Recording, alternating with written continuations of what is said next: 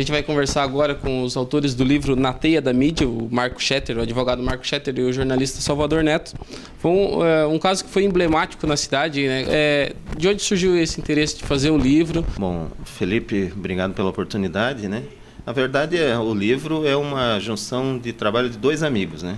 Eu e o Marco somos amigos há 20 anos e nós dois fizemos trabalhos acadêmicos sobre a situação.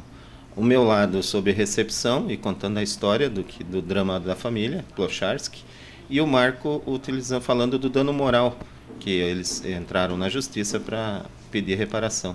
E passou-se muito tempo, muitos anos do meu trabalho e também do dele, e de repente, ano passado, nós começamos a fazer com que essa ideia virasse o livro que está aí agora à disposição de todos. Certo. Então é um livro que também ele fala sobre a legislação e fala também sobre o jornalismo, sobre a sociedade, sobre como que as pessoas viram o caso, como que a mídia trabalhou o caso, né? Em legislação especificamente, o que o livro aborda? Ele serve mais para estudante de direito? Ele serve também para as pessoas terem um olhar sobre isso no geral? Como é que funciona? Então, Felipe, você ressaltou bem quando falou que o caso é emblemático, né? Emblemático justamente por conta da repercussão.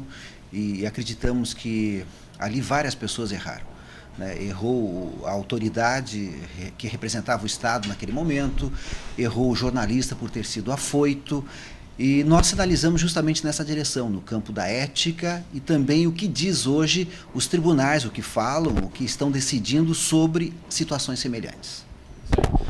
Vocês podem fazer um resumo bem breve sobre o caso, que foi um caso que mexeu com Joinville. Joinville foi alçado a âmbito nacional, mas como já faz tempo, algumas pessoas, até pessoas mais jovens não sabem e outras não lembram, né? O que exatamente aconteceu com a família Plocharski? Plocharski. Na verdade, no ano 2000, um estuprador atacou várias mulheres e a marca dessa época é que ele se mobilizava pela cidade com uma bicicleta. Por isso ficou marcado como o caso do maníaco da bicicleta. A família Plocharski, o Aloísio, foi envolvido nisso pela polícia, que o deteve para acariação e pegou seus documentos, enfim. E dali é que surgiu o envolvimento do Aloísio no caso. O Aloísio não tem nada a ver com o caso, ele é um trabalhador braçal comum, uma pessoa humilde, uma família humilde, que foi envolvida involuntariamente. Ele foi colocado à frente das mulheres, uma acariação na época, né? E as mulheres não o reconheceram. Só que, a partir dali, a foto dele foi parar no Fantástico do Jornal Nacional, na capa de jornais aqui da região, em panfletos pela cidade, a foto dele que foi manipulada como se fosse um retrato falado. E isso fez com que a família criasse em si um estigma em cima dele, e até hoje as pessoas ainda o relacionam com o fato, sendo que ele não tem nada a ver com a situação, ele nunca cometeu o crime. Já houve reparação?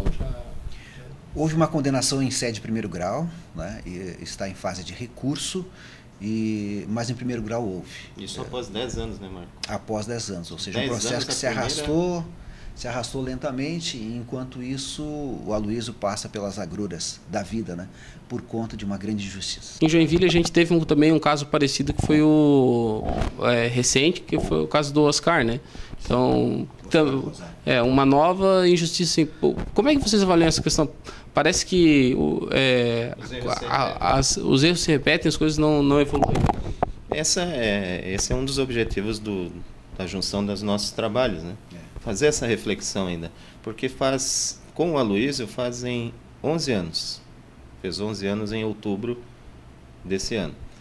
O caso Escola Base fazem 17 anos. Né? Ainda hoje corre reparação. Teve pessoas que já morreram, que foram vítimas também de erros da imprensa, da polícia. E você mesmo acaba de citar um recente. E Joinville é notório, com 2 casos parecidos, que é o caso do Aloísio e é o caso do Oscar do Rosário. Poderíamos mencionar outros, viu, Felipe? Tem mais outros? Tem né? o bandido da luz vermelha. É um outro caso. Né? A despeito de ele ter sido um bandido mesmo, a maneira como a imprensa o tratou... Depois que ele, inclusive, cumpriu a pena, né? tratou e acabou ele, né, morrendo de forma trágica, né? Foi assassinado. Então esse debate, né, porque as fontes oficiais, né, que os jornalistas estão sempre expostos e aceitam a busca do furo jornalístico, a polícia querendo sempre mostrar serviço rapidamente, e os erros acabam se sucedendo, né? Acho que uma outra situação também, né, Salvador e Felipe, que o livro trata, que é bastante interessante, é o tratamento diferenciado que foi dado ao rapaz injustiçado e ao rapaz que de fato foi o bandido. Né? O rapaz que de fato foi o bandido, ele aparece aí depois, mais tarde, nas manchetes. Ele casou, ele se converteu, a mulher que casou com ele vestida de branco e assim por diante, né? Enquanto a Aloísio está lá, necessitando de repente de um amparo muito maior do Estado, e esse Estado que erra cometendo injustiça também é lento na hora de ajudar as pessoas que de fato deveriam ser ajudadas. O que acabou acontecendo é que a vítima e as vítimas ainda buscam reparação. As vítimas dele, dos estupros, né, que ele ainda está respondendo, não sabemos em que pé está. O Aloísio ainda busca reparação, a família passa por dificuldades, né, psicológicas e financeiras também, passou, né, muito tempo e passa.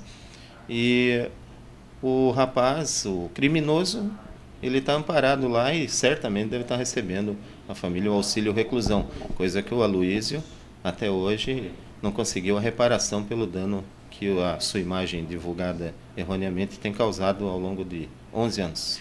Uma outra coisa, Felipe, que eu acho que nós temos que parar para refletir, fincarmos os pés no campo da reflexão, por que Joinville, num prazo curto aí, está repetindo os erros? O que está acontecendo? Né? São várias as situações que renderiam, inclusive, vários livros, né? Mas a gente não quer ficar escrevendo vários livros para chamar a atenção dos mesmos problemas. Uma outra coisa, aproveitando, Felipe, você me questionou o livro, qual é a quem se destina, né? Se destina aí ao estudante de jornalismo, ao jornalista, ao estudante de direito, ao advogado e também àquele que gosta. O Salvador escreve muito bem e ele contou muito bem a história. Então, daqueles que gostam e apreciam uma boa história, né, Salvador? É muito bacana a forma que nós construímos, né? Porque o livro tem 3 partes. A primeira conta esse drama que a família viveu. A segunda trata do dano moral e da lei, né, da legislação, por diploma de jornalista, uma discussão ampla, né, que é preciso para o Brasil avançar na questão da comunicação. E o último falando da recepção, que daí mostra os olhares da família Plocharsky antes na sua vida, como é que era o seu relacionamento com a mídia, com os rádio, TV, jornais, e depois sendo vitimados por essa mesma mídia, né, virando personagem de um caso rumoroso, né? Então é nessa teia aí que nós queremos envolver o leitor e levar a reflexão para que a gente tenha uma sociedade melhor, mais justa. Tá certo. E como que então o leitor pode adquirir o livro? Tá à venda onde? Bom, o livro você pode adquiri-lo, até nós gostaríamos de convidar a população joinvilense, né, a se fazer presente hoje no lançamento que vai acontecer na Livraria Midas às 19 horas. Nós estaremos lá para conversar com os leitores. E também eu acho que era interessante nós darmos o nosso endereço eletrônico, né? Se alguém quiser participar com a gente, o meu é Schethert, SCHEDOISTZRT.adv@terra.com.br. Estou à disposição.